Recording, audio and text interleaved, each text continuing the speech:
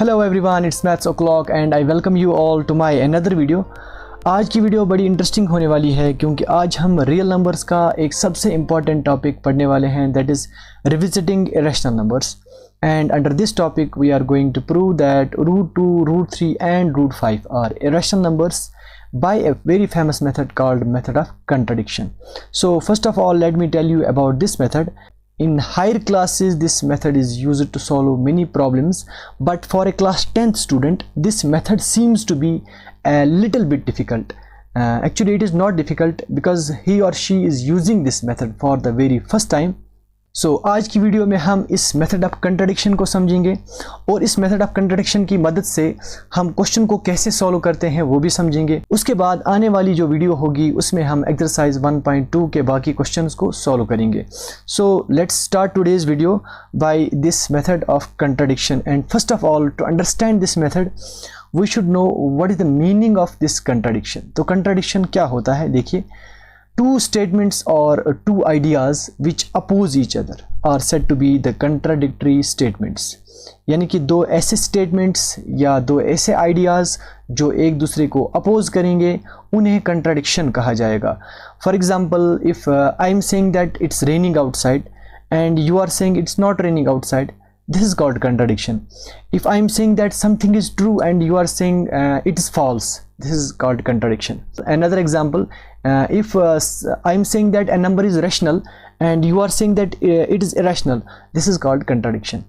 Now, in earlier classes we have studied about rational numbers and irrational numbers और आपने पढ़ा होगा irrational numbers किन numbers को कहा जाता है। और हमने पढ़ा है irrational numbers are those numbers which can not be written in the form of p by q, where q is not equal to 0 and p and q are integers। और we can say एक ऐसा number जो हमारे पास for example square root के under में आता हो। For example √2 है, √3 है, √5 है, ठीक है। तो रूट में जितने भी हमारे पास नंबर्स होंगे उनको हम क्या कहते हैं, इरेशनल कहते हैं। बट जो रूट में नंबर होगा हमारे पास, सबसे पहले it should be a positive rational number and number second is it should not be a perfect square, it should not be a perfect square। इसको ऑलरेडी हमने पहले भी डिस्कस किया हुआ है। Okay, now today's topic is going to be about the method of contradiction। Okay, तो contradiction आप लोगों को समझ में आया होगा। तो दो स्टेटमेंट्स जो एक दूसरे को क्या करेंगे, अपोज करेंगे, उन्हें कंट्राडिक्शन कहा जाएगा। उसके बाद अगर हम मेथड ऑफ कंट्राडिक्शन की बात करेंगे, मेथड ऑफ कंट्राडिक्शन में हमारे पास 3 स्टेप्स आते हैं। फर्स्ट स्टेप जो हमारा होता है उसे एजम्पशन कहा जाता है। ओके, एजम्पशन, एजम्पशन मीन्स कि इस स्टेप में हम क्या करते हैं। So for example, if we have to prove that something is false, हम सपोज करते हैं that is true, and if we have to prove something is true we will suppose it's false. Okay, यानी कि जो हमने prove करना होता है उसका अपोजिट हम सपोज करते हैं। This is step number first, and I will try to make you people understand this method better by a story. एक कहानी से मैं आपको इस मेथड को समझाने की कोशिश करूँगा। पहले आप समझ लीजिए कि इसका दूसरा स्टेप जो होता है that is to derive a contradiction और we can say solution according to our assumption. यानी कि जो हम एज्यूम करते हैं उस एजम्पशन को लेके हम चलते हैं और हम अपने क्वेश्चन को सॉल्व करते हैं। तो this is our step number second. Okay, solution according to the assumption. And number third step हमारा जो होता है this is the contradiction, this is the main step. यहाँ पे हमें एक ऐसा क्लू मिलता है जो हमारी सपोजिशन को रॉन्ग साबित करता है। ओके, देखिए, अगर मैं इसको एक कहानी से रिलेट करूँ, फॉर एग्जाम्पल एक लड़का है, फॉर एग्जाम्पल उसका नाम बंटी है। ओके, और पुलिस इसको अरेस्ट करती है on the basis that he has done some crime, but the reality is कि बंटी ने कोई भी क्राइम नहीं किया होता है। ओके, रियलिटी इज़ बंटी ने कोई भी क्राइम नहीं किया होता है, but police is assuming that he has done a crime. Okay, so this is our step number first. Okay, यहाँ पे पुलिस क्या करती है, एज्यूम करती है opposite of that what is true. What is true here? Bunty has not done any crime, but police is assuming that he has done some crime. So same बिल्कुल इसी तरह हमारा मेथड भी काम करता है। तो यहाँ पे भी हम क्या करते हैं, एज्यूम करते हैं कि जो हमने प्रूव करना होगा उसका अपोजिट हम एज्यूम करते हैं। Then we have step number second जो हमारा सोल्यूशन होता है, और यहाँ पे हम इसमें कह सकते हैं कि इन्वेस्टिगेशन होता है। Okay, investigation. Okay, after investigation it is found that, या पुलिस को एक ऐसा क्लू मिलता है।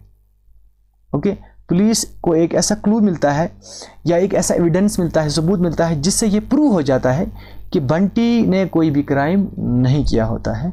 So what the police did, police Bunty को कहती है we are sorry you have not done any crime, और पुलिस बंटी को रिहा कर देती है। और पुलिस ये स्टेटमेंट देती है कि जो उन्होंने एज्यूम किया था, स्टार्टिंग में उन्होंने एज्यूम किया था दैट वाज रॉन्ग। बंटी को हमने एज्यूम किया था कि वो एक क्रिमिनल है, बट वो क्रिमिनल नहीं है, इसलिए उसे छोड़ दिया जाता है। बिल्कुल इसी तरह हमारा मेथड भी काम करता है। यहाँ पे हम स्टेप फर्स्ट में क्या करते हैं, एज्यूम करते हैं something to be true even if it is false. Okay, तो यहाँ पे फॉर एग्जाम्पल हमने प्रूव करना है an number is irrational.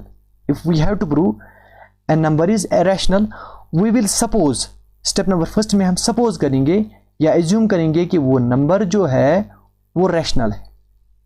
Okay, हम सपोज करेंगे कि नंबर क्या है, रैशनल, क्योंकि हमने स्टेप फर्स्ट में क्या करना है, जो हमने प्रूव करना है उसका अपोजिट हमने एज्यूम करना है। ठीक, उसके बाद स्टेप सेकंड हमारा जो होता है, यहाँ पे हम उस नंबर को रैशनल मानेंगे और हम इस क्वेश्चन को सॉल्व करने की कोशिश करेंगे। ओके, उसके बाद स्टेप थर्ड हमारा जो होता है, यहाँ पे हमें एक ऐसा स्टेटमेंट मिलेगा, एक ऐसा सबूत मिलेगा जो हमारी एजम्पशन को क्या करेगा, रॉन्ग साबित करेगा। तो हमने एज्यूम किया होगा कि नंबर क्या है, रैशनल। ओके, तो हमारी जब एजम्पशन रॉन्ग साबित होगी तो हम लिखेंगे therefore our supposition is wrong, so the number is not rational. तो अगर वो रैशनल नहीं होगा तो वो नंबर इरेशनल बन जाएगा। Okay, so I hope it is clear. Now you will better understand this topic जब हम एक क्वेश्चन को सॉल्व करेंगे, उसके बाद आपको ये मेथड ईजिली समझ में आ जाएगा। नाउ उसके बाद एक और चीज़ है कि अगर हमने इस क्वेश्चन को सॉल्व करना है, या जैसे कि पुलिस इन्वेस्टिगेट करती है, हम सॉल्व करते हैं, तो हमारे सोल्यूशन में यानी कि सेकंड स्टेप हमारा जो है उसमें हमें कुछ चीज़ों की ज़रूरत पड़ेगी, तो जो हमें मालूम होना चाहिए ताकि हम इसको अपने सोल्यूशन में यूज़ कर सकें। उसमें पहली चीज़ जो आती है दैट इज़ को प्राइम नंबर्स। ओके, सो को प्राइम नंबर्स किन नंबर्स को कहा जाता है? Look, two numbers are said to be co-prime if they have no common factor other than 1, or we can say two numbers are said to be co-prime if their HCF is 1, highest common factor is 1. So if A is a number and B is another number, अगर दो numbers का highest common factor 1 है तो इन दो numbers को co-prime कहा जाएगा। For example, we have a number 2 and we have a number 3. Okay, तो अगर हम 2 के फैक्टर्स देखेंगे, लुक 2 जो है it is a prime number and 3 is also a prime number, और हमने पढ़ा है कि प्राइम नंबर्स के सिर्फ दो फैक्टर्स होते हैं, 1 and the number itself. So 2 has only 2 factors, 1 and 2, and 3 has only 2 factors, 1 and 3। और अगर हम इन दोनों का कॉमन प्राइम फैक्टर देखें या कॉमन फैक्टर देखें, इनका कोई भी कॉमन फैक्टर तो नहीं होगा, लेकिन 1 जो होगा, 1 हर एक नंबर का फैक्टर होता है, बिकॉज हमने पढ़ा है 1 is the factor of every number. So जब 1 हर एक नंबर का फैक्टर होगा तो कॉमन फैक्टर भी 1 हर एक का होगा। ठीक है, यानी कि 1 के बगैर इसका कोई भी कॉमन फैक्टर नहीं होना चाहिए, तभी जाके ऐसे नंबर्स को हम को प्राइम कहेंगे। ओके, सो यहाँ पे एक और चीज़ क्लियर कीजिए कि नंबर को प्राइम है। को prime doesn't mean the number is prime. तो को प्राइम का मतलब है हरगिज़ ऐसा नहीं है कि नंबर प्राइम ही होना चाहिए, कंपोजिट नंबर्स भी को प्राइम हो सकते हैं। For example, we have 9 and we have 10। Okay, 9 is a composite number, we know that, and 10 is also a composite number, क्योंकि 9 और 10 के 2 से ज़्यादा फैक्टर्स होंगे। हमने पढ़ा है composite numbers are those numbers which have more than 2 factors. Okay, और हमने ये भी पढ़ा है कि किस नंबर के कितने फैक्टर्स होते हैं, वो हम कैसे फाइंड करते हैं। सो लुक, 3 का स्क्वायर जो होगा, this will be the prime factorization of 9। 9 की अगर हम प्राइम फैक्टराइजेशन देखेंगे, इट्स 3 into 3, और वी कैन से 3 स्क्वायर। 3 square is 9। यहाँ पे स्क्वायर यानी कि 2 इसका पावर है, तो 2 को अगर हम 1 ऐड करेंगे तो 3 मिलेगा। इसका मतलब 9 के 3 फैक्टर्स होंगे। सबसे पहले 1 and 9, 1 is the factor of every number and every number is factor of itself, और 1 9 के बगैर 3 जो है इसका तीसरा फैक्टर होगा। Now if we talk about 10, 10 की प्राइम फैक्टराइजेशन जो है इट इज़ 2 into 5 इज 10, और वी कैन से 2 raised power 1 into 5 raised power 1। अगर हमने 10 के टोटल फैक्टर्स देखने होंगे, 1 + 1 2, 1 + 1 2, 2 into 2 4, तो 10 के टोटल कितने फैक्टर्स होंगे? 4 होंगे। सबसे पहले 1 and 10, 1 is the factor of every number and 10 is the factor of 10। उसके बाद 2 इसका एक फैक्टर होगा, 2 5 is 10, और 5 एक और फैक्टर होगा, 5 2 10। अब देखिए यहाँ पे इसके फैक्टर्स 1 3 एंड 9, इसके 1 2 5 एंड 10, तो कॉमन फैक्टर कोई भी नहीं है एक्सेप्ट 1। ओके, या हम ऐसा भी कह सकते हैं इसका HCF 1 है, 1 के बगैर कोई भी प्राइम फैक्टर कॉमन नहीं है या कोई भी फैक्टर कॉमन नहीं है, we can say. Okay, so 9 and 10 को भी को प्राइम कहा जाएगा। तो आपने याद रखना है 2 numbers are said to be co prime if they have no common factor other than 1। Okay, और एक चीज क्लियर कीजिए, if we have a number say 30, okay, तो 30 का प्राइम फैक्टराइजेशन अगर हम देखें,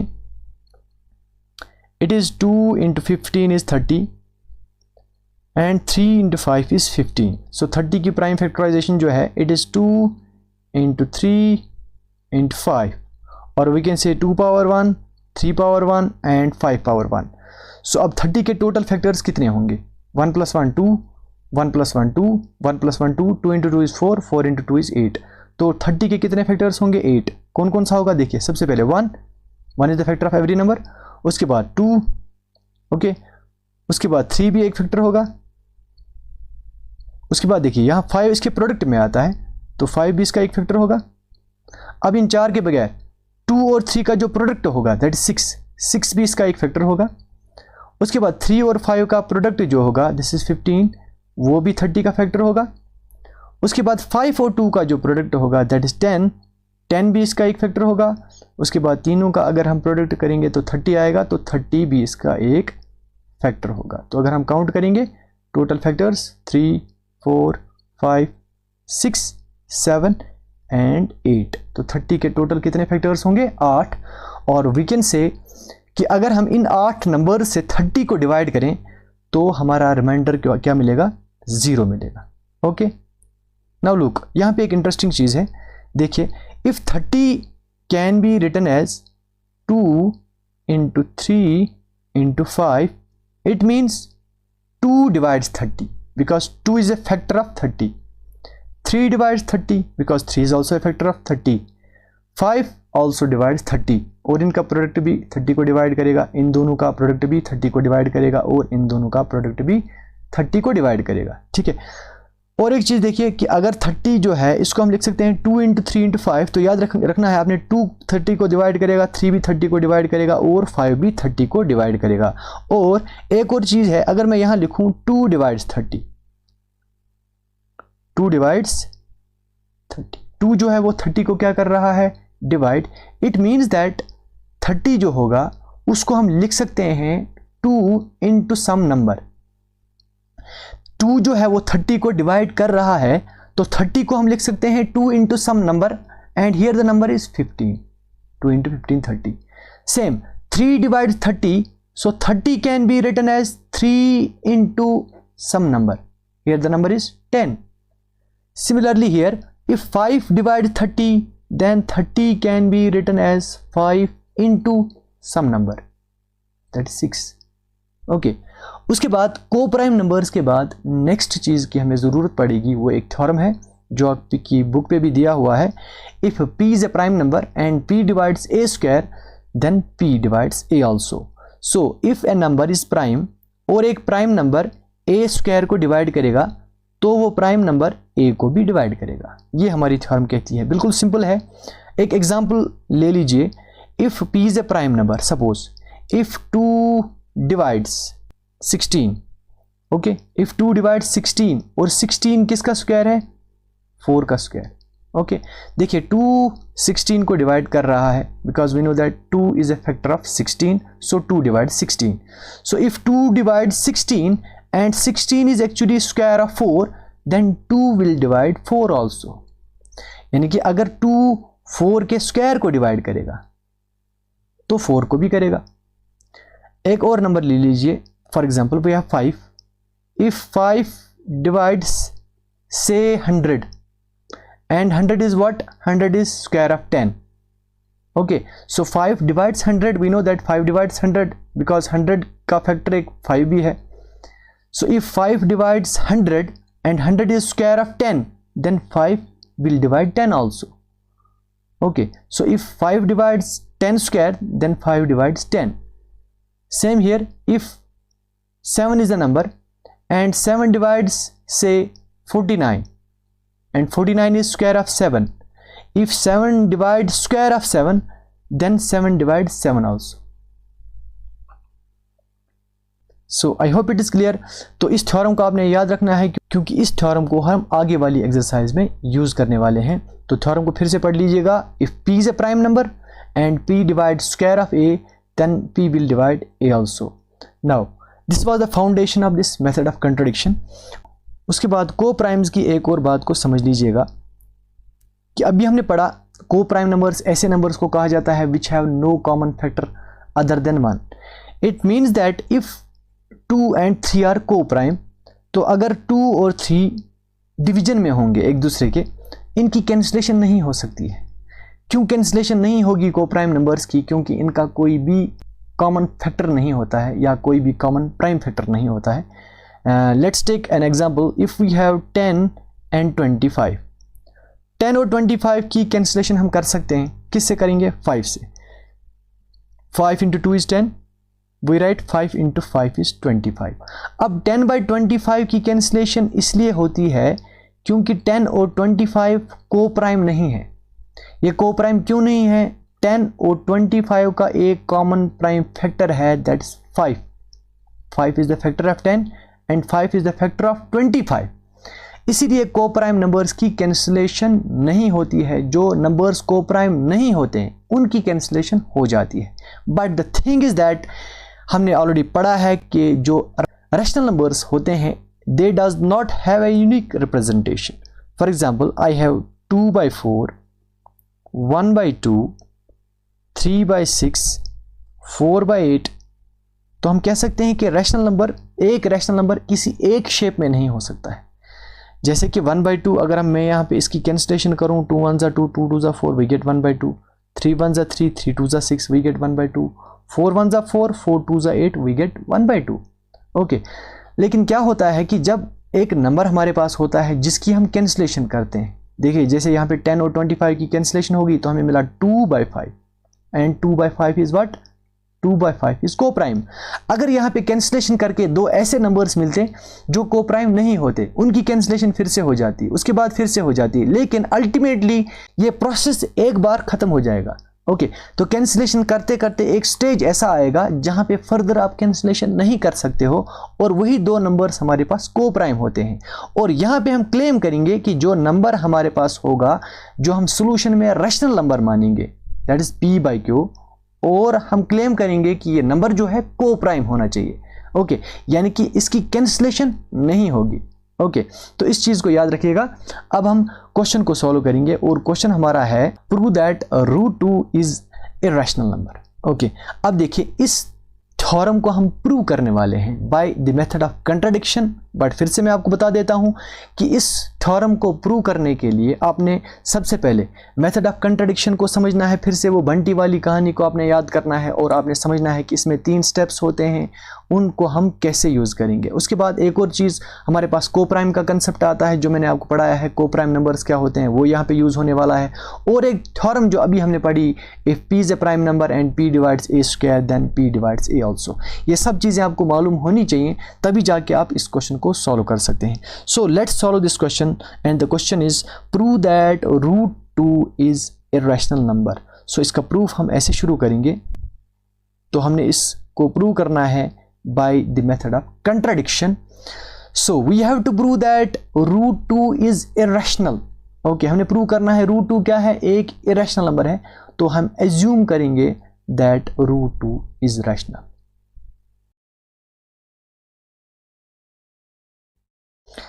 सो ऑलरेडी मैंने आपको बताया है कि मेथड ऑफ कंट्राडिक्शन में हम क्या करते हैं, जो चीज़ हमें प्रूव करनी होती है उसका अपोजिट हम सपोज करते हैं. So we have to prove that √2 is irrational and we will suppose that √2 is rational. Okay, so if √2 is rational and a rational number कैसा नंबर होता है?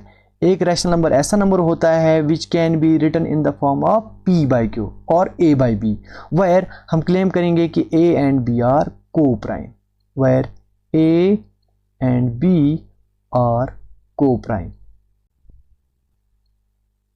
Now this is our step number first. Here we assume that root 2 is rational. अगर root 2 rational होगा तो root 2 किस form का होगा, a bye b form का होगा, where a and b are को प्राइम। उसके बाद हमने क्या करना है, we will cross multiply here, we get b into root 2 is equal to a into 1, that's a।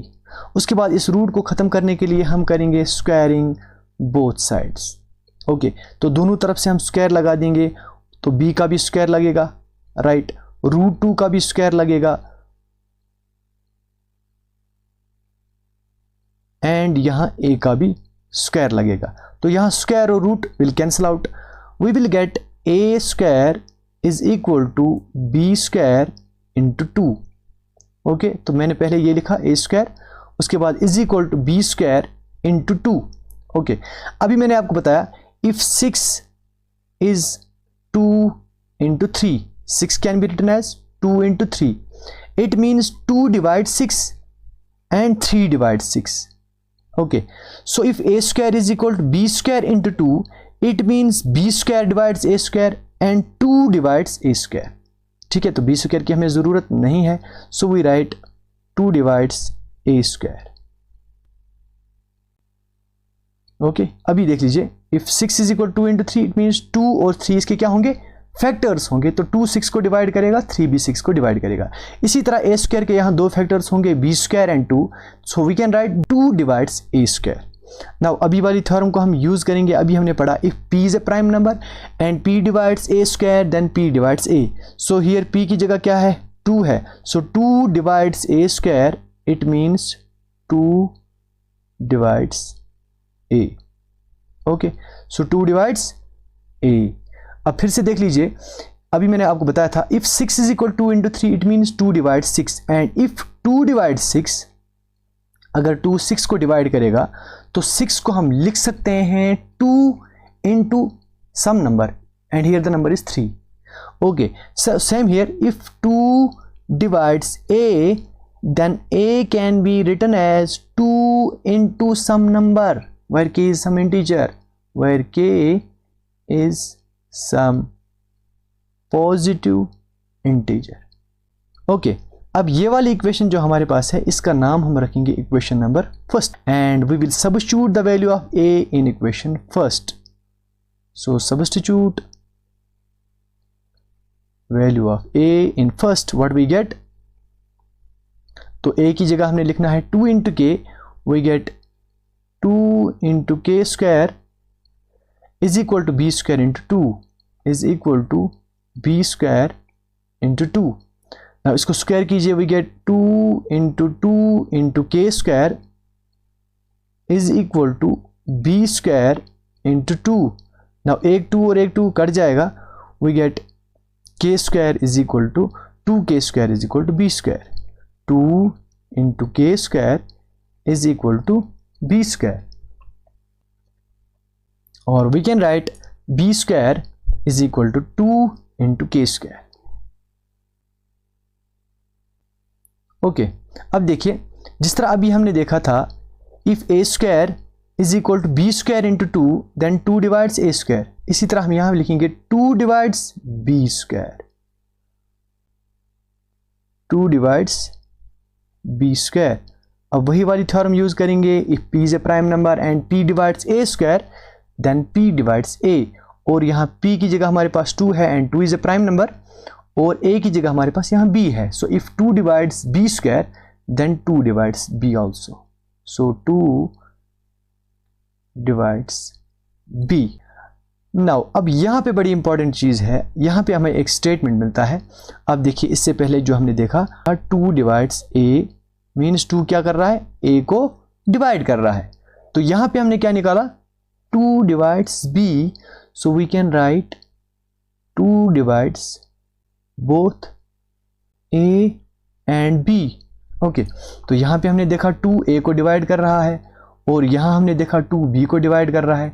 It means what, it means 2 divides both a and b, तो 2 a को भी डिवाइड कर रहा है और b को भी डिवाइड कर रहा है। इट मीन्स दैट, अब हमने सपोज किया था स्टार्टिंग में कि a और b जो हैं वो को प्राइम्स हैं, और को प्राइम नंबर्स किन नंबर्स को कहा जाता है? जिनकी कैंसिलेशन नहीं होती है, जिनका कोई भी कॉमन प्राइम फैक्टर नहीं होता है। लेकिन यहाँ हमने क्या निकाला? यहाँ पे हमने निकाला 2 divides both A and B, it means that A and B are not को प्राइम। ओके, तो यहाँ पे हमें एक स्टेटमेंट ऐसा मिलता है जो हमारी एजम्पशन को रॉन्ग साबित कर रहा है। ओके, क्योंकि एजम्पशन हमारा है ए एंड बी आर को प्राइम, लेकिन हमारे पास यहाँ निकलता है 2 divides both A and B, it means A and B are not को prime. So this is called contradiction. So यहाँ पे हमें एक कंट्राडिक्शन मिलता है, so we write which is a contradiction. और ये भी लिखना है कि किसका कंट्राडिक्शन हमें मिल रहा है, which is a contradiction to the fact that A and B are को प्राइम, क्योंकि स्टार्टिंग में हमने एज्यूम किया था ए एंड बी आर को प्राइम, यहां पे हमें निकलता है A and B are not को prime, they have a common factor 2। So हम लिखेंगे which is a contradiction to the fact that A and B are को प्राइम।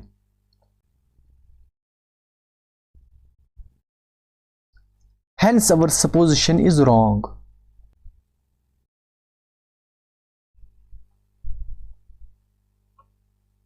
नाउ हमारी सपोजिशन रॉन्ग प्रूव हो गई।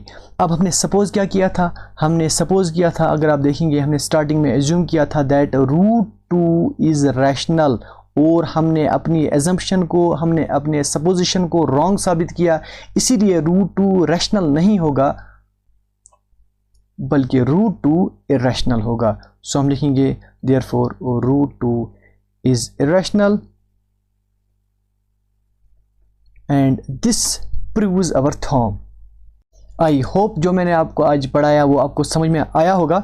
अब कुछ और क्वेश्चंस हम नेक्स्ट वीडियो में करेंगे जिससे आपको ये मेथड और क्लियर हो जाएगा। So this is all for today, we will meet in the next video with exercise 1.2। Till then take care, खुदा हाफिज़।